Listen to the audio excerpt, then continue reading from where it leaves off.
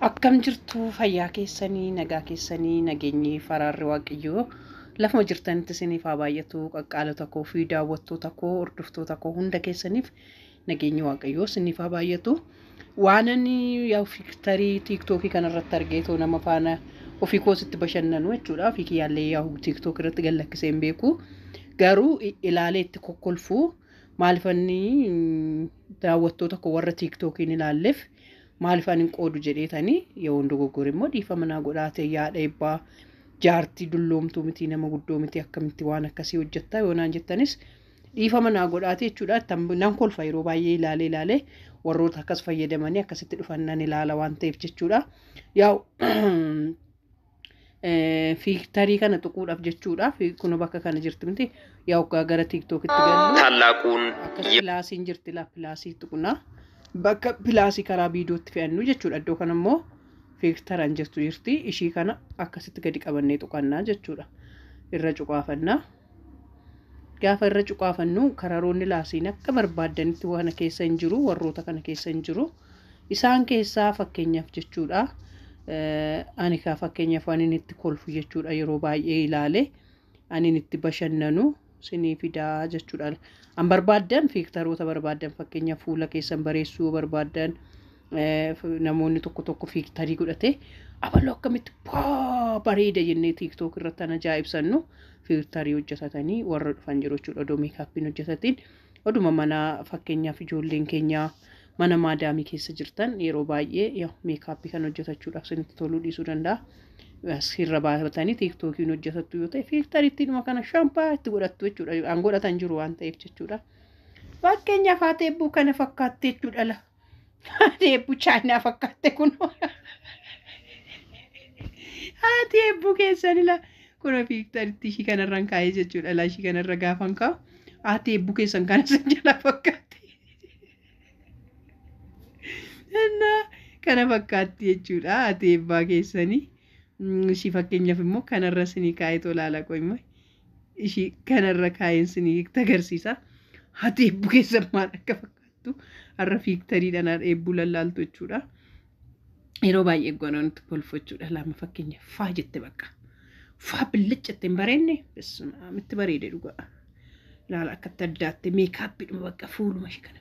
Kun olaal morma isaaniittis akkas godhatu. Akkama mormaatti hundumaa dhaannuma isaanii fakkaata meekaappiidhuma bakka ijoollee. Ishii nyaaritti kana qofadha malee kun olaala argitanii ishii waggaa 16 fakkaadhee jechuudha. Ishii waggaa 16 sinii fakkaadhee ishii gara gadiitti immoo sinii dhufa. Warroon teechuu fiiktaroota fayyadamanii fi sinitti agarsiisuuf jechuudha laala qoy. Achi aan nama kofalchiisuus hin jira jechuudha dhufee. Kanaaf jechuudha itti bashannanaa ijoollee keenya yeroo raftii qabdan ilaaluu jechuun sammuu fi aara gaffachiisuun hojiidhaan waxxaramanii maal jedhanii yoo itti bashannanan uma cubbuun qabu natti fakkaataa naanii akka yaada kootitti jechuudha. Namoonni tokko akka cubbuutti soo ilaaltan amma fuullaa dhibba bakka fiiktariidhaan akkas fakkaattee siniin jedha.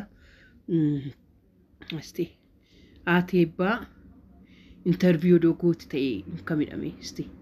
Haati eebbuu intarviyuu dogooti ta'ee maal fakkaatti? Akkamitti namni intarviyuu ishii godhaa jechuudha. Ashamaa akkam jirtu fayyaa keessanii nagaadhaa jirtu fayyuma hundumtuu nagaadhaa alaaman waatiin maatiin ashi tole. Intarviyuu gochuu barbaada. Maal gochuu barbaadan immoo haati eebbaa jechuun eenyu jechuudha? Haati eebbaa jechuun eebbaa mucaa waggaa 6. Mucaa waggaa 6 cerebral palsy an qabdu dhukkubsattuu cerebral palsy akkasumallee borullee nu fayyiti jennee karaa fedha waaqayyootiin kadhannaadhaan karaa adda addaatiin mucattii ishii kunuunsaa jirrudha. Sinin ga'u har'aaf sin ga'u. Nagaan naaf tura horaa bulaa. Inni kunoo haati eebbaa gaarii dabaafte maal fakkaatti? Pa. Dhiiruma bareedaa tokko fakkaattu shabalaa. Kun akkasidha jechuudha. Hariida gaafa baaftu jechuudha. Haati eebbaa immoo konkolaachistuu odoo taate hoo akkamitti konkolaachifti? Laal bakka hin uffatti. Haati eebbuu mi'a ishii fe'attee konkolaataa ishiitti naqattee jechuudha. Oofaa jirti.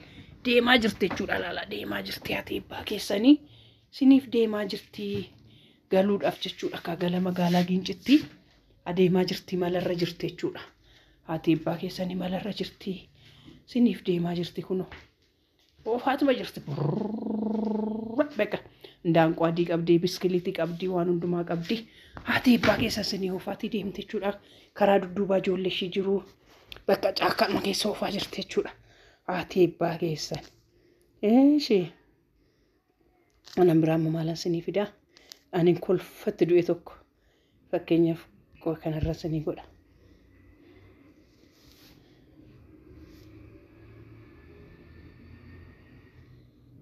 anin konkolaachifti basmaamu bareeddi miti ijoo koomantinaa godhaa jalatti haati abbaan moggaa boossuu isa buucharraan sinii godha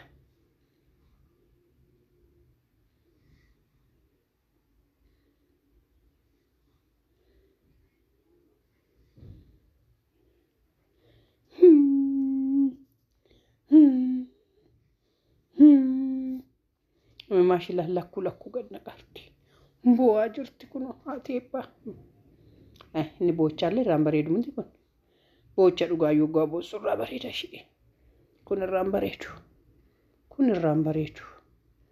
gosh irraan bareedu an nama kofalchiisan gaafan jalqaba argu isinis kofalchiisa ta'e isin kofalchiisu ta'e hin beeku waan ani itti fincaafadhee isinii fidaa qoy gaafan argee nama ta'e irratti arge jechuudha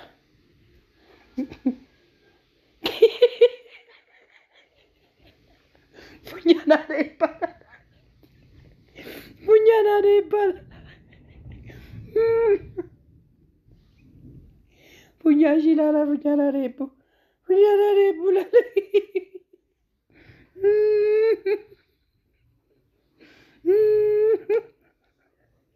Ayuh punya ruka guna sana kasih dacur mesti asyik terufte itu nama busuk Ada Victory shikan nama kasih argatan imbetan ada bukan kam durra barera komantinaf godashi ya tu komantinaf godasin injera wayyo ada ko of ada ko nama ko falchiisa miti yaa ijoollee kee akkasitti ijoolleen keenya jechuudha fiiktariidhaan akkasitti of babbareessitanii of geggeexxanii deemuu dandeessu jechuudha qommo kunoo maal godha laata mi kanarra immoo keenya ilaalla waaw baakgiraawundii keessanis akkasitti bareeffachuu dandeessu jechuudha kun baakgiraawundii fiiktarii baakgiraawundii keessanii fakkeenyaaf jechuudha akka mana yaada eebbaa ijoolleen caleedhaan sinjaraa balleessiti jaalatti hunnu ta'e ogaa viidiyoo keessan hojjettan akkasittis hojjechuu ni danda'ama jechuudha baakgiraawundii jijjiiratanii akkasittis hojjechuun hin danda'ama jechuudha kunoo maal hojjeta laata qomeesti waaw baakgiraawundiittiin garuu baay'ee bareeddi miti ijoo bareeddi baakgiraawundiittiin baay'ee bareeddi ani jaaladheera isinis itti fayyadama baakgiraawundii jaaladheera ishii funyaan ittiin hin jaalanne malee wow kunis hin bareeddi baakgiraawundii abaaboo jala godhatanii mana ofii kunis hin bareeddi okay kunoo hin bareeddi kunis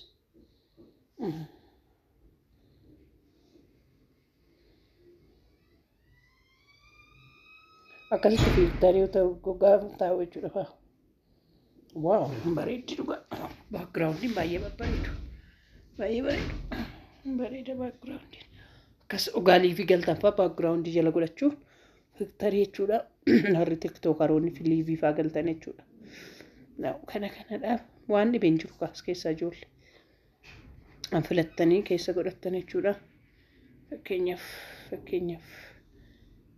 fakkeenyaaf maalirraan godhaddaree jiru fakkeenyaaf qomee kunoo maallagooti ilaallamee oolumaan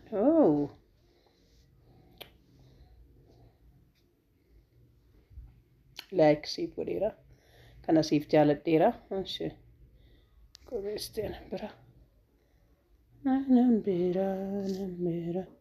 Ani kolfa du'e tokko maaloo ijoollee sagirtan kolfa du'e tokko. Fiiktarii hoggaa waliin adaban tokko fa'aa fuyoonii maanyaa faayidanii jechuudha. Fiiktarii keewwatanii.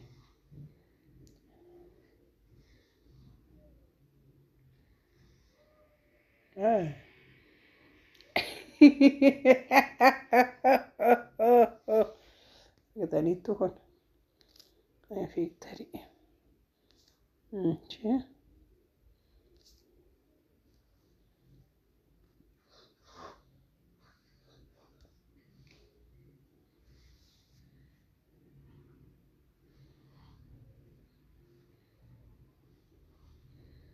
Abbaan abdii yeroo hunda keewwatee isa galu jechuudha. Bara yeroo hunda abbaan abdii an keewwatee galu tokko argataniitu fiiktarii abbaa abdii. Ani durri mucichuma haaluma jennaa turre. Wow. Nice.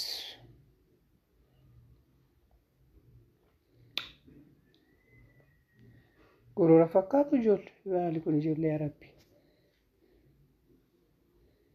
Bareedaa kun. Akkaminarraa bareedaa jiru?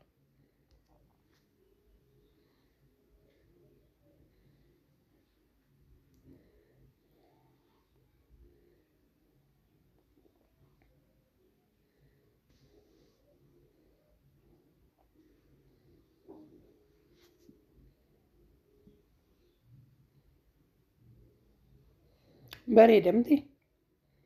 Asirratti nama jibbisiisaa dhugaa rabbii waan furriin nama jiru waan goroorra afaan keessa nama jiru fakkaata. Afaan badanii deessuudhaaf. Xiqqoo ishii nama dhibdi. Okay. Fiiktanii biraa.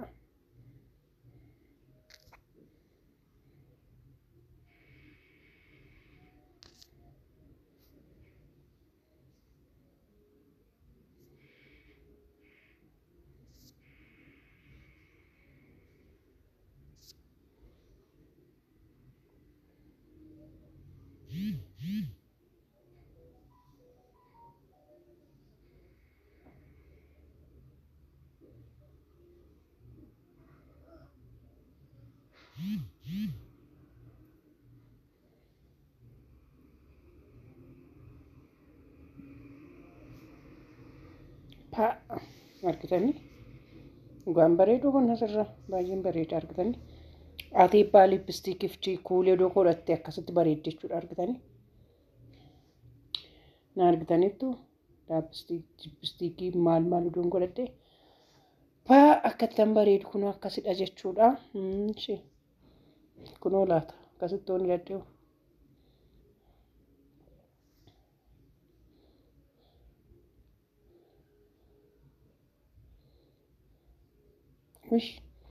Icanqal anna dhibbata baay'ee bareeda miti kun yeroo baay'ee ijoollee namoonni hedduun kan hoggaa keewwatan maayidha inni bakka meekaappii ofitti baay'ifte meekaappiidhaan akkasuuf goote bu'ee namatti nagartan fiiktarii jechuudha fiiktarii baay'ee ariifattee fiiddee dhuftee fakkeenyaaf akkasuma jettee shwaa itti bakka qaaqan baay'ettee shittoo kee diddibattee maal jettee jechuudha. Bakka bareeddeetta jechuudha mataa kee akka akkasitti gadi lakkiftee fiiktarii kee jechuudha. Siin jedha yaa ijoollee keenya amma tokko sin bashannansiise natti fakkaate yoo sin bashannansiise laayikii godha sheerii godha leenca natti gadhiisa. Egaa darbees leenca natti gadhiisuu dandeessu suupper teenkiin jira miti. Suupper teenkii amma ammaatti namni naan binne maaliif suupper teenkii naaf hin bitamne anaaf garuu. Maaliif suupper teenkii naaf gochuu diddanii yaa uummata warri Ingiliz jirta warri Ameerikaa jirta warri kun ilkaan koo gaa'isa ilkaan koo irra sii godhe ilaalas ilaalaa chee ilkaan koo akka naan ishee ilkaan koo bareedaa kana ilaala ilkaan isa akkamiirra sinii godha seetan.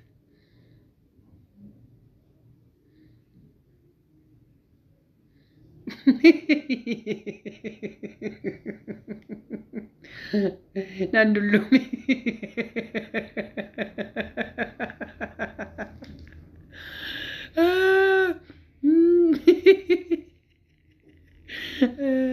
Ya Rabbi. Rabbiiko.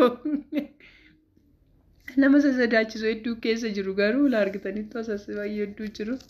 Isaan keessaa akka isaan kanan amma kanas hin bashannansiise jechuudha. Ayyoo. Yaa Rabbi. Meeqa.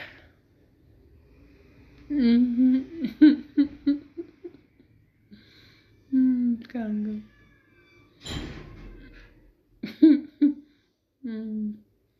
Ayo gudi. Ay China waan ishiin hin hojjenne hin jiru miti Chinaan kun.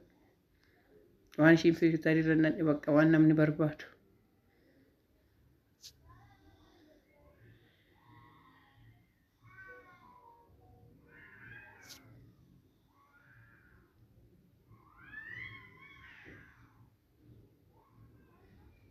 Shittoo naaf iddoo amma mulaal shittoo.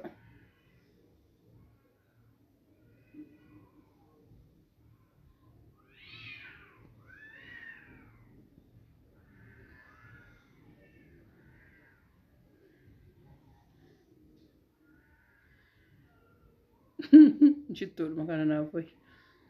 Yaa'inaan ta'e. Abboo kun filtarii irratti waan fedhii keetii jechuudha kuni. Ishee haa balleessu abbaa. Deemina irraa hin kanan barbaadu. Kanaan altu. Innaa akkasitti baakgiraawundii keessanis maal keessanis hoggaa tiiktookii galtan bareeffachuu dandeessu jechuudha. Har'aaf kataayaan hin goroggoreetti kolfaa ture isiniif dhiyeesse. Warroonni isinitti tolee laayik godhaa, warroonni itti kolfitanis hoo jiraattan, warroonni itti gammaddanis hoo jiraattan, warroonni itti aartanis hoo jiraattan, haadha eebbaa sirriin hojjenne warroonni jettanis yaa yeroo tokko sammuu fi firii gochuun gaariidha jedheerumanii. Kanumaan siniin jedhaa qaqqaalota akka fiiktaroota hedduu jira as keessa jechuudha. Ani isin barbaaddanitti fayyadamtanittan mannoo jettanitti akka barbaadan gootanii jechuudha fayyadamuu dandeessu fakkeenyaaf. Kanas akkasitti argitanitti fiiktarii kanas fayyadamuu dandeessu. Geebbaa gadaatiin jechuudha kan nagaan nuuf oola nagaan nuuf tura. Fiiktarii ani tiiktookii keessatti ilaalaa ture kanuma fakkaatti kunoo akkanadha qaqqaalota kiyyaa. Yoo isinitti tole laayik godhaa, yoo isinitti tole sheer godhaa, yoo isinitti tole taap godhaa, yoo isinitti tole super thank super chat godhaa, yoo isinitti tole makka isinitti tole godhaa isiniin jedhaa, koomantii nuuf godhaa. Nagaan naaf tura, nagaan naaf oolaa, nagaan naaf bulaa, bakka nagaa oolaa bulaan isiniin jedhaa. Bye bye.